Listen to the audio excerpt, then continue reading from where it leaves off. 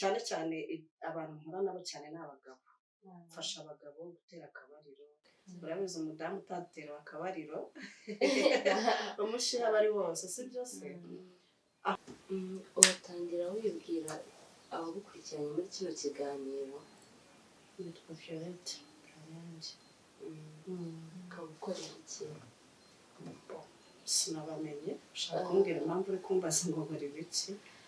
Twebwe hari amakuru twumvise yatumye tuza hano gufasha abantu gutera akabariro. Sibyo navuga nibyo koko? Sinzi uwabikubwiye, ese wabikubwiye n'uwagufashije, n'uwo nafashije bikamufasha, uje kugira ngo ngufashe, uje mu buhe buryo? Ni umudamu mugenzi wanjye yakumbwiye, ntabwo yabyara ariko nyine yarambwiye ngo wabonye urubyaro kubera wowe, noneho bintera amatsiko kugira ngo tuze dushaka uwo mudamu kuko yakoze icyo gikorwa. Tuzi ko urubyaro ruterwa n'Imana, turavuga ati uwo muntu wasigaye ajya mu gutanga urubyaro umuntu se ni muntu nyabaki. Okay, fine. Ni ukuvuga Imana niyo itanga urubyaro ariko nawe dushobora kurwibuza, si byose. Hari ibintu byinshi dukora nk'abantu ariko bikaba byatubuza amahirwe yo gushyikira icyo Imana yatugeneye. So nk'uko ubivuze singiye kukubaza byinshi, nawe nshatse kukubaza niba nawe uje ngo ngufashe kurubona, ariko niba unanagifite turavugana hanze. So ni ukuvuga rero icyo igihari njye mfasha abagabo cyangwa se abamama, cyane cyane abantu nkora nabo cyane n'abagabo. Mfasha abagabo gutera akabariro kuko hari impamvu nyinshi zituma abantu badatera akabariro. Ikindi navuga ni uko ndi umujyanama w'ubuzima, nabihuguriwemo nyine muri rusange. Hari impamvu nyinshi zituma abantu badatera akabariro. Yego. So kuri izo mpamvu rero harimo kuba wakwikinisha. Buriya kwikinisha ni ikintu kibi cyane. Wari uzi ko umuntu ashobora kwikinisha, kuba afite nk'umugabo tuvuga afite imyaka nka 40 akikinisha afite nka 18, kuri 40 ugatangira ukabona wapi, cyumweru kigashira, ukwezi kugashira mudatera akabariro. Urabizi umudamu utatera akabariro umushiha bari wose si byose. Aho ngaho rero umugabo ntashobora kubibwira umudamu. Abagabo benshi bahisha abadamu uko bikinesheje, ariko njyewe iyo duhuye ndamuganiriza. Buriya nanjye ntabwo nshobora kuba naganire n'umugabo wawe ngo nindangiza nze nkubwira ngo twaganire ngo yatereye akabariro, ntabwo nshobora kubikora. So hariya rero ndagenda nkaganira na wa muntu nkamenya ikintu cyabimuteye, niki cyaguteye kudatera akabariro. Hari icyambere ari ukwikinisha nk'uko nari mbivuze. Kwikinisha bituma ugira intanga z'ibihuhwe. Yego. Umuntu ufite intanga z'ibihuhwe ahinduka iki? Urakizi? Ahinduka ikiremba. Exactly. Umuntu ufite intanga z'ibihuhwe ahinduka ikiremba. Sibyo? Noneho si nibyo gusa, byica prostate. Sinzi niba mujya mubona nk'abasaza bajya kunyara yaba arimo nko kwihagarika, ukabona yinyaye ku ipantaro, prostate yarangiritse. Cyangwa se ugasanga ntashobora no gufunga inkari. Ugasanga buriya kudafunga inkari akenshi biba nko ku badamu babyaye, ariko nabo biba ku badamu burya bafite ama infection. Iyo umuntu nta infection afite ku mudamu, inkari arazikaruma akaba yabasha kujya kunyarira ku gihe. So noneho wa mugabo iyo prostate yagize ikibazo ntago yihangana, yanakwinyarira. Urumva kubera byaturutse ku kwikinisha. Ikindi cya kabiri bishobora guturuka cya gatatu bishobora guturuka ku radiation. Radiations ni ukuvuga nk'uko ujya ubona mashine, nk'uko nguko ufite telefone, iriya telefone iragenda ikangiza udutsi two mu mutwe. Udutsi two mu mutwe turafungana, harimo udufungana. Meme bya affectinga no kuri sex. Urabizi ko buriya sex y'abagabo akenshi ari imitsi. Iriya mitsi yazibye ntago umuntu ashaka gutera akabariro. So ugasanga hari impamvu nyinshi zigiye zitandukanye kugira ngo umugabo atabasha gutera akabariro. Si icyo gusa, hari n'igihe atari impamvu imuturukaho. Reka dufite nk'inganda kuriya zisohora imyotsi. Wari uzi yuko ubu ngubu turi mu Rwanda? Ubu ngubu nk'uruganda ruri mu Bwongereza, umwotsi warwo twebwe turawuhumeka. So ibyo ngibyo nabyo byangiza imyanya ndangagitsina. Hakaza n'ikindi, hakaza uburwayi bwa diyabete, amibe, ziriya ndwara ziri koronike. Ni ukuvuga uburwayi bwa diyabete burakona. Impamvu bukona ni ubuhe? Diyabete igenda yica mu ngingo. Impamvu umuntu arwara diyabete, imitsi iba yarafunze, atarisi iriya mitsi y'imijyana n'imigaruro. So iyo yafunze rero amaraso ntatembere, uzareba kenshi umuntu ababaye. Reka dufate urugero rutoya, ntashobora gutera akabariro. Umuntu utera akabariro aba yishimye. So umuntu wa diyabete tujura ahora afite ikibazo mu mubiri we, sibyo? Atarisi ntabwo zirimo gukora neza. So iyo nayo ni impamvu. Amibe, umuntu ufite amibe harimo abagira isesemi, hari abiterwa n'impamvu zitandukanye, ntabwo ashobora gutera akabariro. So bituruka ku mpamvu zitandukanye. Rero abantu mpura nabo baba bafite ibibazo nk'ibyo ngibyo bigiye bitandukanye, nibo rero fasha ndumva gusoje. Abo ni ku ruhande rw'abagabo. Abagore bo bananirwa gutera akabariro. Buriya abadamu bandura ama infection urinaire mu buryo bworoshye cyane, cyangwa se vaginal.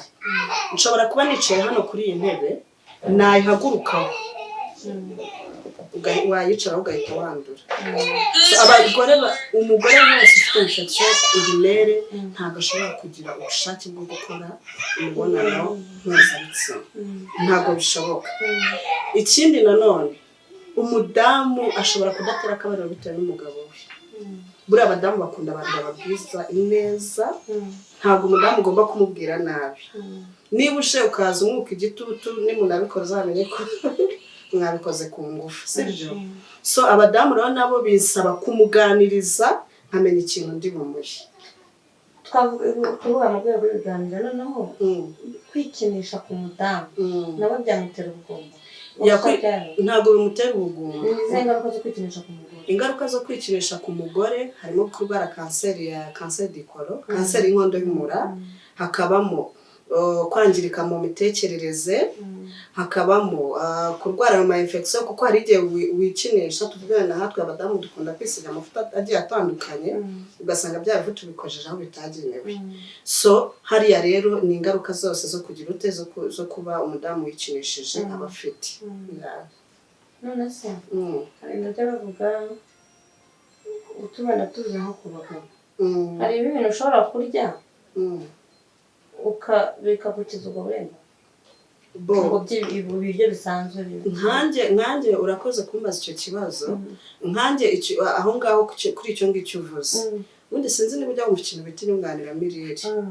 Buriya nk'iyo mvuze ngo umurwayi wa diyabete yaramukoranye, ni uko habayeho lack of proper nutrition. Ni ukuvuga ni nutrition idahagaze neza. Iyo yamukoranye diyabete, tuvuge nk'iyo hari diyabete na type 1, type 2 na type 3. Type 1 wenda ni ya pancreas itameze neza, type 2 ni lack of proper nutrition. Ni ukuvuga uriya muntu yabonye ibyo kurya bizima, biramufasha. Ariko nanone nkamukonsera kubifatira mu nyunganiramirire, food supplement.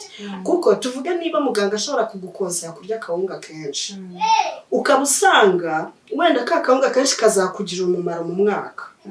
Tuvuga wenda nshobora kurya imifuka 100 cyangwa se 80 y'akawunga tubaze mu mwaka wose, kuko muganga yabintegetse. So food supplement ubusanga yarateguwe, cyangwa se yanyunganiramirire ubusanga yarateguwe ku buryo ya nusa yanyunganiramirire yakozwemo ushobora kwirya byibura ukwezi kumwe bikakugirira umumaro. So ngiye cyo nkose abantu ni ugukoresha inyunganiramirire. Wenda sinzi ifite hano, si ngombwa no kuzivuga, ariko harimo nk'izo dukoresha nk'izo bita Revive. Revive ni produit imereza abantu ikabafasha, abantu benshi kandi ku isi yose ndabafasha. Urumva? So ndumva ndagusubije. Muyikoresha ni ibiryo, ni produit runaka akayikoresha rya imeze gute? Food supplement Revive food supplement ni nkuko nshobora gufata like nka tungurusumu. Urabona tungurusumu, nshobora gufata tungurusumu narangiza nkayikuramo iby'ingenzi.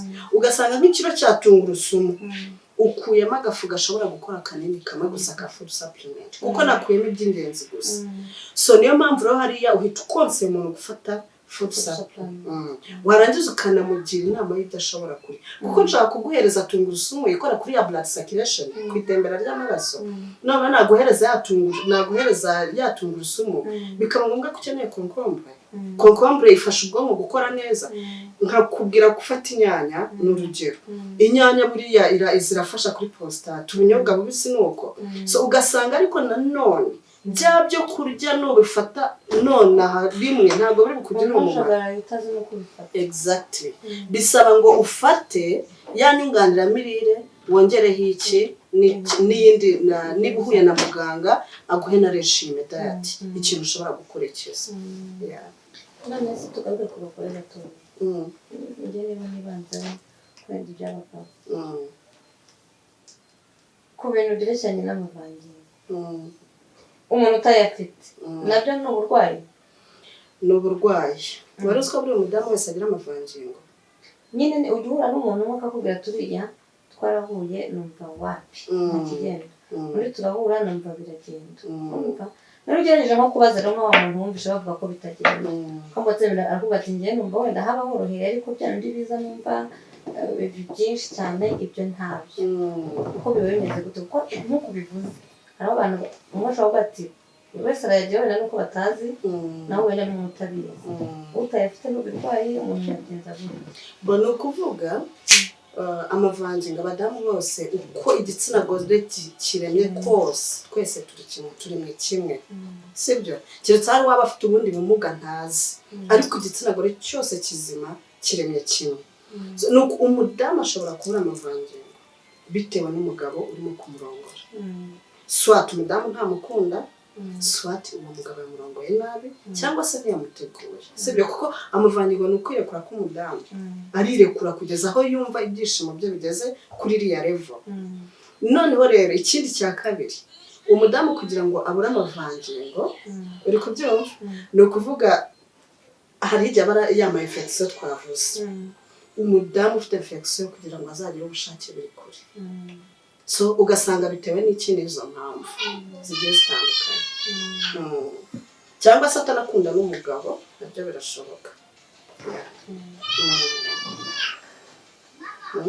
ikindi nanone nk'uko nabikubwiraga turabafasha nk'uko mwari murimo kubimbaza dufasha abadamu babuze amavangingo abagabo badashira akabariro b'abantu babuze urubyaro bose turabafasha oyagera neza no kukuburana uvuga wo kuri famille agira ati tunafuta infection nza kukureba iki kana kiciro umuti bano wafashije karagasana ko karamuze cyane nicyo kintu mbamarira icyo nkora nuko mbigufasha nko muri buriya buryo nkakugira inama nkabanza kuganiriza ese uraryarya mu gitsina ese iyo ugiye kunyarura babara ese nta serero ugira utuntu nk'utwo ngutwo kuko nk'umuntu ufite ama infection umudamu ufite ama infection azamutse ubu usanga ahanini akunze kugira faiblesse y'umubiri barubizi akenshi hari nubwo zikufata ukumva umeze nk'uwarwaye malaria ukagenda wagiye kwivuza malaria bagasanga ufite infection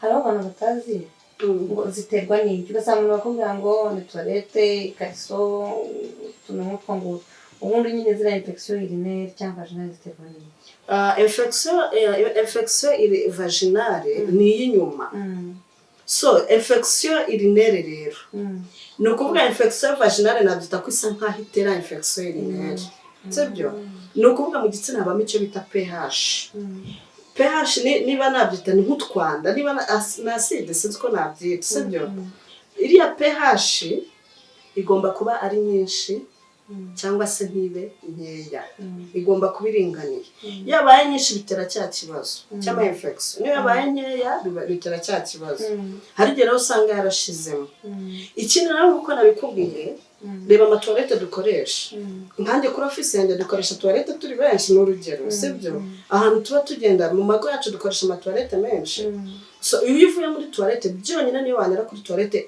inkari zikagutarukira zawe kuko zakoze handi wa muntu bwa infection yagize ute yihagaritse uhita ufatwa n'ama infection nabikubwiye nicaye hano buri muntu ufite infection urinaire cyangwa se vaginale akenshi aba afite odeur itari nziza muri sex. Iyo yicaye hano wa muhumuro ugira ute urahasigara ukumva afite odeur itari nziza. Iyo wa undi yahicaye bigenda gute? Ntabwo wa muhumuro uzamukana ku mwenda yambaye. So kwandura kw'abadamu ku ma infection biroroshye cyane.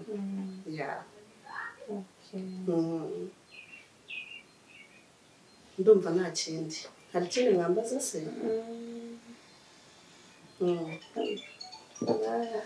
wenda njye ni ukubaza ku cyerekeranye nakora uriya umudamu twabanje kubona mbere kugira tukumenye tukugereho yaratubwiye ngo waramufashije ngo mu rubyaro. Hano nacyo kintu cyatumye tunaza hano tuzi ko abantu benshi baba babuze urubyaro. Ni uko nyine wabikoze cyangwa se niyo mpamvu ituma umudamu abura urubyaro kandi akaba yarabyara? Umudamu ashobora kubura urubyaro n'ama-infection urinaire nibagiye kubivuga natera kubura urubyaro. Mwari muzi hariho igihe nanone biba biterwa n'umugabo, ugasanga nk'intanga z'umugabo nta mirizo zifite. Muri intanga zigira imirizo, so iyo zidafite imirizo ni hariya intanga ziba zarabaye ibihubi. So niho noneho mugira mugira inama y'icyo kurya nkuko nababwiye umujyanama w'ubuzima cyangwa se nutritioniste. Narangiza nkamugira n'inama y'inyunganiramirire ari bujye kugura kugira ngo zibashe kumugirwa umumaro. So rero iyo bivuye ku mudamu mufasha ku giti cye, umudamu muha inyunganiramirire zabugenewe. Hari n'igihe ubusanga nyababyeyi y'umudamu yarazibye. Umudamu iyo nyababyeyi yarazibye ntabwo ashobora gusama. So niyo mpamvu rero ngerageza kubaganiriza bombi, ndanababwira mubanze mujye kwa muganga mwipimishe ese bihagaze gute kameme. Ariko gusa abantu bafite n'icyo kibazo ubusanga ahanini baragiye no kwa muganga inshuro nyinshi. So ndabafasha, nkafasha ku gice cy'umugabo, nkafasha no ku gice cy'umudamu. Gusa nko mu mwaka ushize ubu ngubu nafashije abadamu bagera nko muri 3. Umwe aratwite, nafashije umugabo we yari yarafite intanga z'ibihubi. Ubu ngubu umudamu atwite inda y'amezi 2. Undi mudamu afite uruhinja. Undi nanone yari yagize ikibazo cya diabete ababyeyi barwara atwite. So agira ikibazo yuko atazabyara umwana umeze neza n'ibiki. Nawe naramufashije, umwana ni muzima na diabete yo mu mama yarakize. So dufasha abantu b'ingeri zose. Gukuramo inda uri umukobwa ushobora gutuma utazongera kubyara? Yego, gukuramo inda uri umukobwa bishobora kwirisi mu binani nyababyeyi. Abo nabo murabafasha? Nabo turabafasha. Kuko nyani nyababyeyi buriya kuri nyababyeyi sinzi niba ujya wumva babaze nk'umuntu ufite nyababyeyi ngo hariyo ibibyimba. So twebwe rero ubushobozi dufite ni ubwo gufasha umuntu tukamugira inama y'icyo yakora, y'icyo yabasha gukonsoma, kurya cyangwa se kunywa, bya bibyimba bikayonga atiriwe agira ute. Ndumva rero ari ibyo ni igisubizo ku bantu bose. Rero ku bantu bari barakurikirana kino kiganiro nababwiye iki mwasubijwe, nawe ndumva hari aho nasubijwe rwose. Rwose ufite kuri 3 muri uyu mwaka, ubu nanjye nawe ndaje mukoreho ryari. Yego, nari maze imyaka 9 utabyara. Ndaje ngufashe yawe. Ndagushimiye. Nawe ubwo tuzaza kukureba. Tazana uruhinja noneho nanjye ngwerekane no kuri televiziyo no kuri YouTube no kuri WhatsApp hose babone yuko rwose wamfashije. Nta kibazo, wenda mushaka kutambura, urabona ko ntabwo mwamamagaye. Sinzi niba uriya mu magoye nimero yanjye yarazimpaye. Ariko naguhamagaye nijoro wanyitaba. Byabaye ngombwa ko tuza tubaririza ahantu tuvuye rwose twihanganira twagugoye. Nta kintu bitwaye. Mbona ukuvuga umuntu nshaka nkorera mu mujyi niho mfite office, ushaka urampamagara kuri nimero 0788 cyangwa se ukanyandikira kuri Instagram Violette Kanyange, cyangwa se ukanyandikira kuri Facebook kuri ayo mazina nyine. So naho ngaho usanga ndagufasha. 0788 613 39 3 cyangwa se kuri Instagram cyangwa se kuri Facebook Violette Kanyange nkorera mu mujyi uzampamagare nzakurangira urabanza ukamvugisha ikindi kandi ntabwo cyo mba nkambere yari amafaranga hoya njye mfite impano yo kumva ko umuntu yagira ubuzima bumeze neza ko ikibazo ari amafaranga cyangwa ikihoya just kugira ngo umuntu abe yumva ari safe niba mfite abana nkaba narafashije umuntu umwe akaba afite abana why not ntafasha n'undi nanone izindi mpungenge rero hari igihe nuko tujya gusubiza impamvu kandi twari dushoboye tunanyuzwe utandukanyiriza ubuvuzi bwawe n'ubupfumu kwaryo ubwo umuntu utinagiye gushaka umuntu w'umumama urabona afite ikibazo cy'imaze imyaka 9 afite umwana n'iki ahita bati abo ni babandi b'abapfumu bapfumura bagira gute ibintu byawe ntabyo umuti wa kinyarwanda ntabyo kandi ntabwo ndi umuvuzi ubyihanganire kubigusubira mu gihe ntabwo ndi umuvuzi ntanga inama ku byerekeranye n'ubuzima reka mbyite ko ari nk'impano nifitemo ni ukuvuga niba ushaka ufite ikibazo wenda cyo kujya mu mihango ukababara nshobora kuguha inyunganiramirire nkakubwira n'ibintu ushobora kurya yanjye rero ntabwo ndi umuvuzi nyine akunda kubona ko wenda kabekerera ushobora kuba umutira cyane ushobora kumudaho akavuga tuke uragiye bakurasage twagize umuti nabyo n'umuntu nyine akaba yabyumva nabi wari uzi ko buriya umuntu sinzi buriya nuko abantu Imana yaremye ibintu ibimera kugira bidufashe ubundi iravuga ngo ibyo kurya ni umuti iyo ibyo kurya bitakubereye imiti ikubera ibyo kurya sibyo so njye rero icyo nkora ni ukugira umuntu inama uburyo bya byo kurya bishobora kumuhindukira umuti sibyo ntago nuko nyine ni ukugira inama nyine ku bantu kugira abana inama ikigutangaje rero twaje twumva umuntu mukuru umukecuru mbese nyine bakamiritse none dore mfite abana 3 ndubatse ariko se ndi no mu bebe ni ukuvuga nyine umuntu ushobora kurya utamva ko uwo muntu abimazemo igihe kamera ntabwo ufite imyaka ushobora kuba udafite imyaka 30 mfite imyaka 35 ariko kubera ko n'iki byo kurya bimfasha nakubwiye ibyo kurya ni umuti ngiye ku myaka yanjye 35 ibyo njya bituma ntabasha gusaza ubu nanjye nzobifataho uzaze mugire inama ntabwo ari imiti ni ibyo kurya amakonkombe amakurujete amashu n'ibiki kandi ukamenya n'uburyo bwo kubiteguramo iyo mugira inama ntabwo nkubwira ngo ni nayo mpamvu ukeneye kumvugisha ntabwo nkubwira ngo genda ufatire amashu yatogose sibyo ngo genda utogose dodo ngo nurangiza ngo ukuremo y'amazi yamene ngo ujye gukaranga izindi hari ubundi buryo nkwigishamo kubitegura kugira bikugirire umumaro so hari igihe rero dufata ibyo kurya tukabitegura nabi ubundi ibyo kurya byacu biri fresh bipfira he mu gikoni uburyo twabiteguyemo niho biza bituzaniye ikizangwa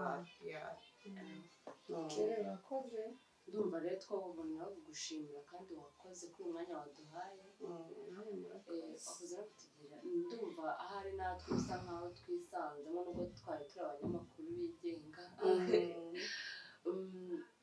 ndumva rero twabwira abandi bantu bari kumva kino kiganiro yuko bokwitaho bampamagara ukeneye wese ampamagare natanze nimero please mwite ku buzima bwanyu kandi si ku bwanyu gusa n'abana hari icyo bita ngo ni anti-aging iyo umwana ubona ameze neza mu myaka ukabona hari undi wagwingiye akarwara bwacye nuko hari icyabuze hari n'undi hari icyo yabona sibyo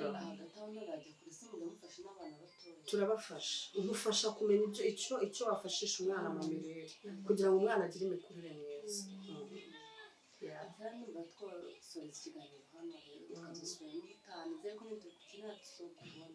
muzambona ndahari njye ntabwo nkora ikintu cyanjye niba ntabwo nabikora nko gushaka inyungu ndabikora nko kugira ngo mfashe abantu benshi barababaye ingo nyinshi zirimo zirasenyuka ukumva umugabo navuye umugabo arambwira ati nafashije umugabo arambwira ati njye reka mubwire ubu ngubu nsigaye nta saa 9 kugira ngo umudamu atagira icyo ambaza kugira ngo ahunge urugo ese iyo atashye saa 9 ukwezi kugashira nyuma yaho bigenda gute ni ibibazo sibyo urugo rurasenyuka so ni nayo mpamvu birebye 80% y'ingo zisenyutse ni ukubera kudatera akabariro biriya nibyo byishimo by'umugore nibyo byishimo by'umugabo bavuye iwabo barya icyo kintu mujye mukibuka barangwaga sibyo so nkawe urumvuje kumbaza sinzi impamvu mbaje turaza kuvugana inbox ariko iwanyu wavuye yurya so ni nanjye rero nicyo maze no kugufasha kugira ngo icyakujyana aho ngaho bashe kubikora in right way so murakoze turakoze cyane sawa